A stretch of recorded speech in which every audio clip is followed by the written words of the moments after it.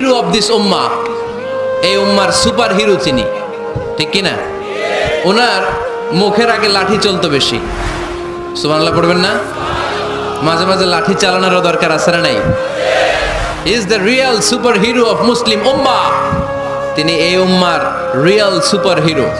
এজন্য ওনার জীবনী থেকে আমরা কিছু শিক্ষা নেওয়ার চেষ্টা করব ইনশাআল্লাহ। পড়েন সাইয়েদনা ওমরে ফারুক কিভাবে ইসলাম ধর্ম গ্রহণ করলেন, কিভাবে বিশ্বনবীর প্রাণের কলিজার টুকরা হলেন, এটা দিয়ে আমরা শুরু করি। আল্লাহ তাআলা সাইয়েদনা ওমরে ফারুকের হৃদয়ের মধ্যে 3টা ধাক্কা মেরেছেন, ইমানের ধাক্কা। আওয়াজ করে বলতে হবে কয়টা?